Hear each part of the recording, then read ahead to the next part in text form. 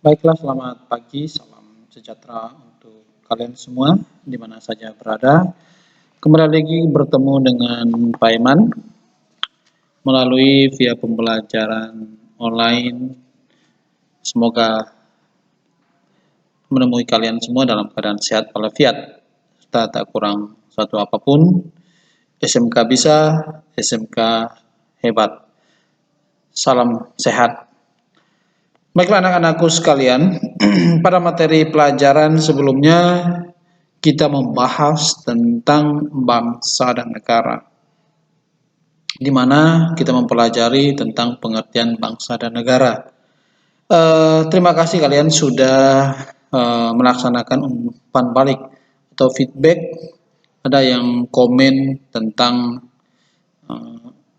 yang saya tugasi sebelumnya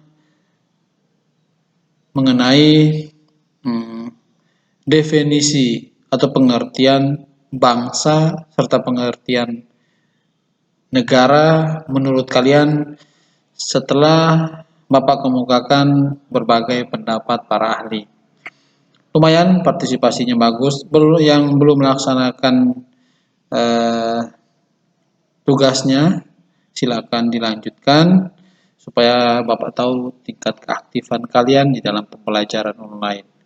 Karena ini kalian baru di kelas 10, masih dalam proses pembelajaran, saya memaklumi, tetapi kita belajar dan terus belajar, lama-lama kita akan tahu. Ya. Jadi punya tantangan tersendiri buat kita di masa pandemi, pembelajaran online. Kita belajar dan terus belajar dan kita mencari tahu, itu lebih nilainya lebih bermakna ketika kita diberitahu terus ya, oleh Bapak Ibu guru. Tapi saat inilah momen yang tepat untuk kita mencari tahu dan menemukan sendiri. Baiklah, kita lanjut pada materi pembelajaran kita pada kali ini, di mana kita melaksanakan pembelajaran pertemuan yang kedua. Poin yang keempat, fungsi dan tujuan negara. Pada umumnya, ya, fungsi sudah jelas. Fungsi negara secara universal atau secara umum dapat diuraikan bahwa yang pertama, fungsi negara itu adalah diplomatik, mengadakan hubungan kerjasama dengan negara lain. Dalam rangka apa? Pemenuhan kebutuhan dalam negeri. Tuh, kali sebelumnya juga sudah saya bahas. Yang kedua adalah fungsi pertahanan. Nah, wilayah teritorial Indonesia terdiri dari darat, laut, dan udara. Ada TNI di sana. Ada TNI Angkatan Darat, Angkatan Laut, dan Angkatan Udara. Mereka yang menjaga pertahanan dan keamanan negara Indonesia itu sendiri. Jadi fungsi negara yang kedua itu adalah pertahanan. Menjaga pertahanan negara dan keamanan negara Indonesia ini agar tidak dicaplok oleh negara lain atau tidak diakui oleh negara lain sebagai bagian daripada wilayahnya. Biarlah cukup Pulau Sipadan dan Ligitan yang menjadi negara wilayah Indonesia yang direbut oleh negara lain, tetapi negara Indonesia adalah sebuah negara kesatuan yang berbentuk republik ini tetaplah menjadi utuh. Makanya kalau slogan semboyan itu, negara Indonesia itu adalah harga mati. Oke. Yang ketiga, fungsi penyediaan. Negara menyediakan fasilitas, menyediakan seluruh kebutuhan hidup masyarakat. Ya, kalau kurang dalam negeri ya dibeli melalui impor untuk kebutuhan dalam negeri. Mulai dari BBM, kebutuhan pokok, sembako, ataupun listrik, layanan publik lainnya, bank dan lain-lain. Mereka menjadi penyedia fasilitas atau jaringan telekomunikasi. Dan yang keempat, sebagai fungsi keadilan, ya, memberikan keadilan kepada seluruh bangsa masyarakat Indonesia supaya secara umum menikmati kemajuan teknologi, kemajuan komunikasi, kemajuan transportasi, dan lain-lain. atau kemajuan pembangunan di bidang infrastruktur. Selanjutnya adalah fungsi pengawasan. Fungsi pengawasan biasanya terjadi pada lembaga legislatif, mengawasi pemerintah dalam menjalankan tugas dan kewajiban. Apakah tugas dan kewajiban daripada pemerintah itu sudah dijalankan sesuai dengan amanat Undang-Undang Dasar? Itu dia. Jadi fungsi pengawasan itu lebih titik beratkan kepada fungsi pada legislatif atau DPR yang kita ketahui. Kita lanjut kepada poin yang berikutnya adalah tujuan negara. Pada umumnya tujuan negara itu mencapai kesejahteraan. Negara di dunia apapun yang dibuat adalah untuk mencapai kesejahteraan dan kemakmuran rakyat. Apapun yang dia lakukan. Jadi dikatakan secara umum tujuan negara adalah menyelenggarakan kesejahteraan dan kebahagiaan rakyatnya. Ya, itu. Supaya kebahagiaan, sejahtera. Bisa kebayang dong kalau negara nggak sejahtera, rakyatnya nggak sejahtera. Berarti dalam negara itu akan terjadi kekacauan. Kalau nggak sejahtera, berarti ekonominya kurang. Ekonominya kurang, kebutuhannya tidak terpenuhi. Kalau kebutuhan tidak terpenuhi, pasti orangnya nyuri. Kalau nyuri itu berarti negara banyak benar kriminalnya. Berarti kacau negara itu. Itu tuh. Makanya ada hubungannya antara kesejahteraan dan keamanan di dalam negara. Perut kenyang, pasti dia aman. Kalau perut lapar, mau beli duit nggak ada, mau makan ya pasti nyuri. Berarti tingkat kriminalitasnya tinggi kalau negara dalam keadaan perekonomiannya rusak. Tujuan dari tiap-tiap negara dipengaruhi oleh tempat, sejarah pembentukan, dan pengaruh dari penguasa negara yang bersangkutan. Dengan mengetahui tujuan negara, kita juga dapat mengetahui sifat organisasi negara dan legitimasi kekuasaan negara. Kemarin kita sudah membahas tentang sifat negara. Ada 3. Ada sifat memaksa, memonopoli, dan mencakup semua yang sudah kita bahas sebelumnya. Oke, kita lanjut pada susunan dan bentuk kenegaraan. Kalau ditanya, Indonesia itu bentuk negaranya apa sih? Ada orang yang bingung. Lalu bentuk pemerintahannya apa sih? Terus tanya lagi, sistem pemerintahan apa? Itu dia. Nah, sekarang kita lihat bentuk negara Indonesia kalau di dalam pasal 1 ayat 1 Undang-Undang Dasar Negara Republik Indonesia tahun 1945 berbunyi negara Indonesia ialah negara kesatuan yang berbentuk republik. Berarti bentuk negara Indonesia itu adalah negara kesatuan. Bentuk pemerintahannya republik dengan sistem pemerintahan presidensil. Ya, saya ulangi, bentuk negara Indonesia itu adalah kesatuan. Bentuk negaranya kesatuan, bentuk pemerintahannya adalah republik, sedangkan sistem pemerintahannya adalah presidensil. Jadi Indonesia menganut bentuk negaranya kesatuan. Ada juga serikat, misalnya Amerika itu menganut bentuk negaranya adalah serikat. Nah, ada juga bentuk-bentuk kenegaraan yang lain, misalnya corak khusus. Di situ ada bentuk kenegaraan corak khusus, misalnya koloni negara itu dibentuk karena atas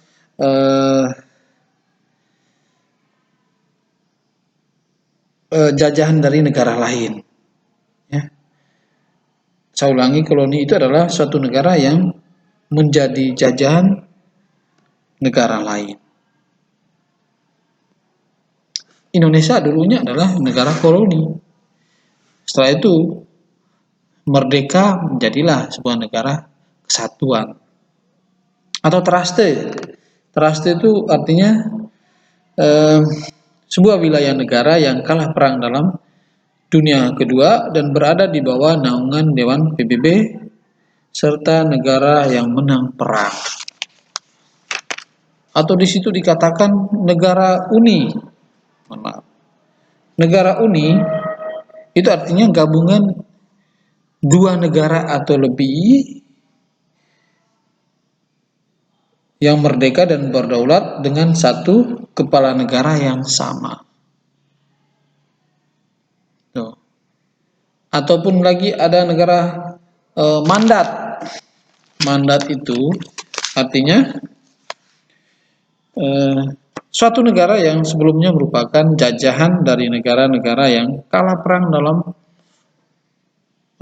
Perang Dunia II dan diletakkan di bawah perlindungan suatu negara yang menang perang dengan pengawasan Liga Bangsa-Bangsa yang sekarang namanya PBB atau protektorat.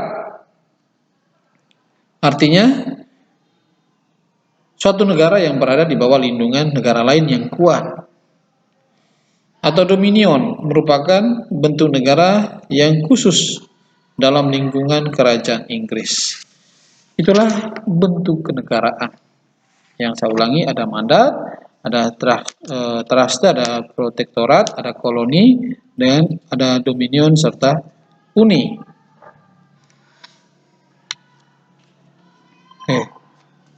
NKRI yang sering kita dengar, NKRI, Negara Kesatuan Republik Indonesia. Apa sih pengertian daripada Negara Kesatuan Republik Indonesia? Mari kita bahas. Negara Indonesia adalah negara kesatuan yang berbentuk republik atau lebih dikenal dengan Negara Kesatuan Republik Indonesia. Nah, pernyataan ini secara tegas tertuang di dalam pasal 11 pasal 1 ayat 1 Undang-Undang Dasar 1945. Keberadaan Negara Kesatuan Republik Indonesia tidak dapat dipisahkan dari peristiwa Proklamasi Kemerdekaan 17 Agustus 1945. Melalui peristiwa proklamasi tersebut, bangsa Indonesia berhasil mendirikan negara sekaligus menyatakan kepada dunia luar bahwa sejak saat itu telah ada negara baru, yaitu Negara Kesatuan Republik Indonesia. Secara konstitusional, negara Indonesia itu berdiri pada tanggal 17 Agustus 1945. Dan secara konstitusional, pemerintahan negara Indonesia itu terbentuk, pemerintahan negara Indonesia itu terbentuk pada tanggal 18 Agustus 1945. Jadi sehari setelah proklamasi, Presiden dan Wakil Presiden Indonesia itu terpilih pada tanggal 18 Agustus 1945. Jadi ketika tanggal 17 Agustus 1945, siapa Presiden Indonesia? Belum ada. Ya. Belum ada. Jadi secara konstitusi Indonesia punya presiden itu dan wakil presiden itu pada 18 Agustus 1945. Yaitu Insinyur Soekarno dan Dr. Andes Muhammad Hatta yang dipilih oleh PPKI, Panitia Persiapan Kemerdekaan Indonesia. Pada saat itu, secara konstitusional, dan di Undang-Undang Dasar 1945 juga disahkan sebagai konstitusi negara itu pada tanggal tersebut. 18 Agustus 1945 oleh PPKI. Oke. Fungsi dan tujuan Negara Kesatuan Republik Indonesia. Ya. Anda lihat, Pancasila adalah dasar negara. Dasar negara yang sah tercantum di dalam pembukaan Undang-Undang Dasar Negara Republik Indonesia tahun 1945 alinea keempat. Begitu juga dengan fungsi dan tujuan negara. Nah, saya mau menjelaskan kepada kalian semua.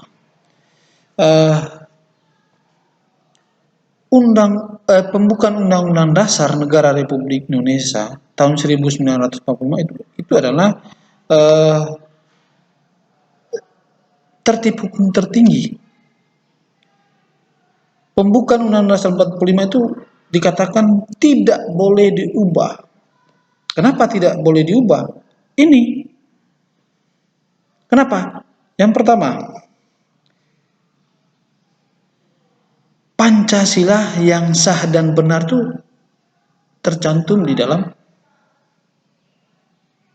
pembukaan Undang-Undang 45. Dasar negara Indonesia itu di situ dia pembukaan.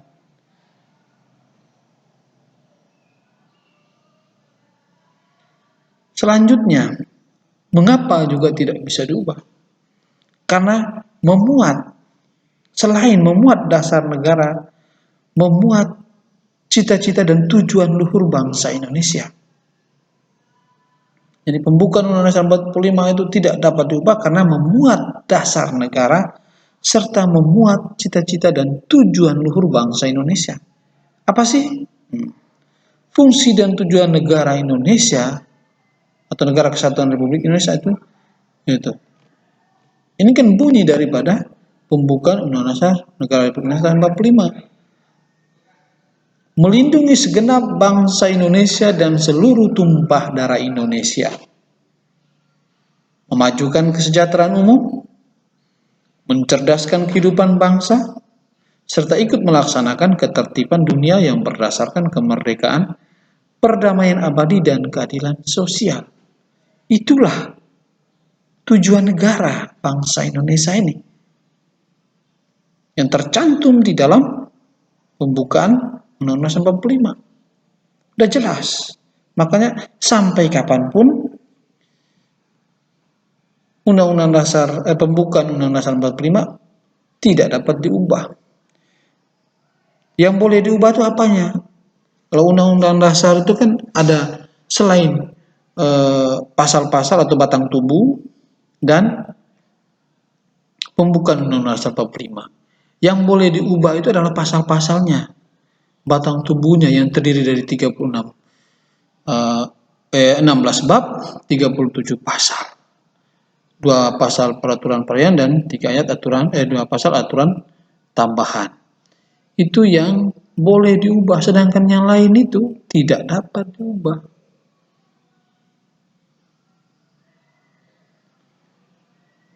Pembukaan Undang-Undang tidak dapat diubah sampai kapanpun.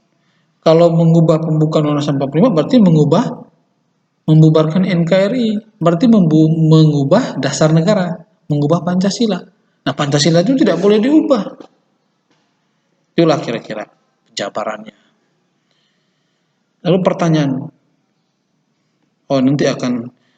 nanti akan kalian menjawab di dalam kolom komentar. Karena saya tidak akan membuat soal supaya kalian membaca dan menjawab. Tapi ini bagian daripada feedback. Pertanyaannya, tujuannya supaya Anda nonton video ini dari awal sampai akhir dan Anda menyimak.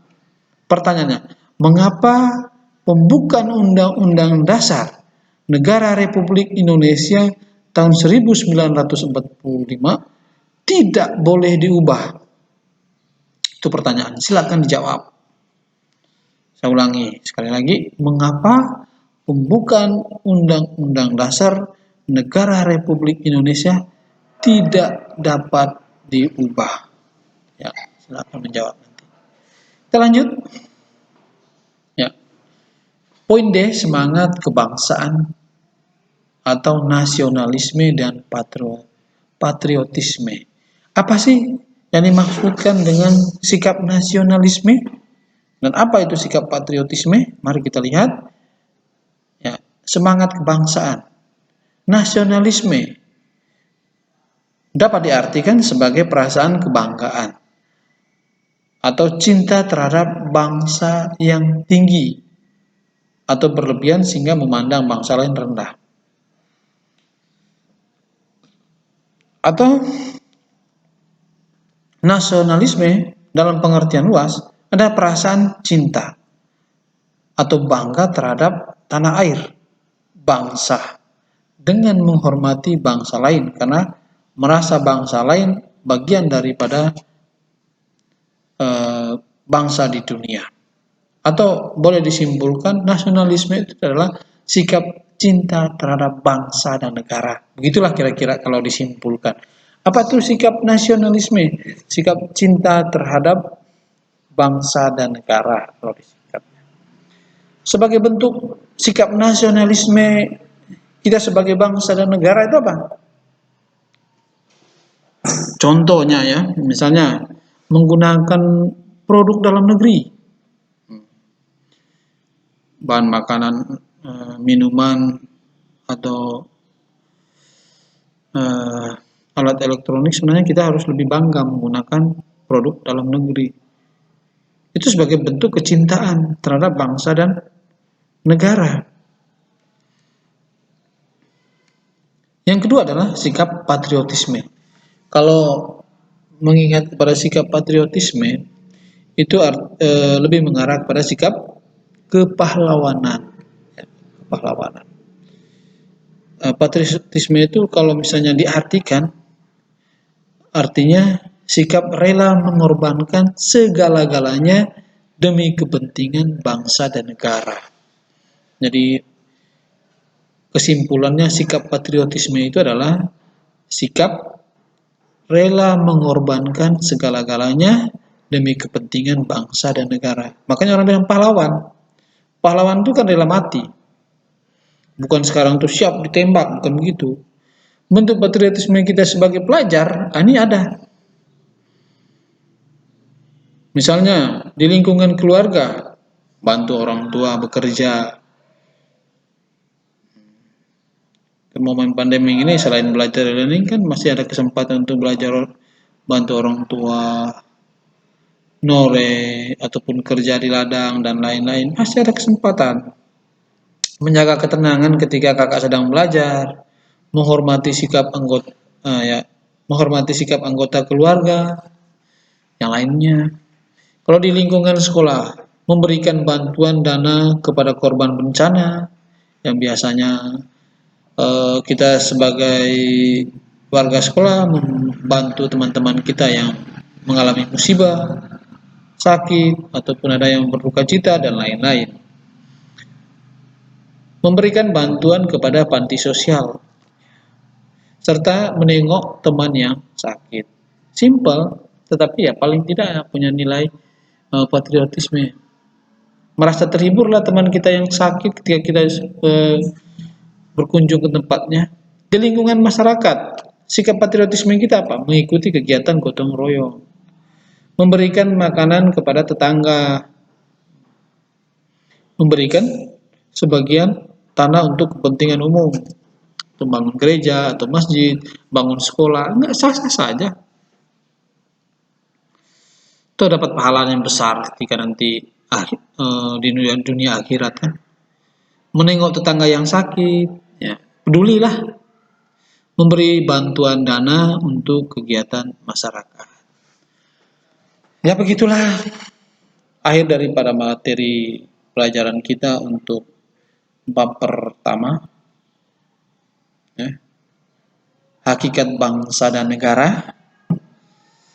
Jadi untuk pertemuan kali berikutnya, Bapak akan memberikan tugas latihan, dan setelah ada tugas dan latihan, kita mulai dengan ulangan harian. Ya. Nah ini sudah satu materi untuk satu KD ini sudah tersampaikan dalam dua pertemuan. Semoga kalian sudah menonton ini dari awal hingga akhir dan ada feedback dari kalian sehingga pembelajaran itu efektif. Demikianlah materi yang Bapak sampaikan pada hari ini. Ada poin besar nasionalisme dan patriotisme. Ada tujuan negara. Kalau kita mereview kembali, kita menyimpulkan tujuan negara itu adalah melindungi segenap bangsa Indonesia dan seluruh tumpah dari Indonesia, memajukan kesejahteraan umum, mencerdaskan kehidupan bangsa, dan ikut melaksanakan ketertiban dunia yang berdasarkan kemerdekaan, perdamaian abadi, dan keadilan sosial.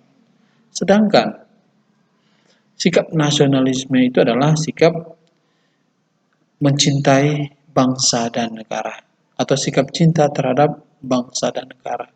Sedangkan sikap patriotisme itu adalah sikap kepahlawanan, atau rela mengorbankan segala-galanya demi kepentingan bangsa dan negara.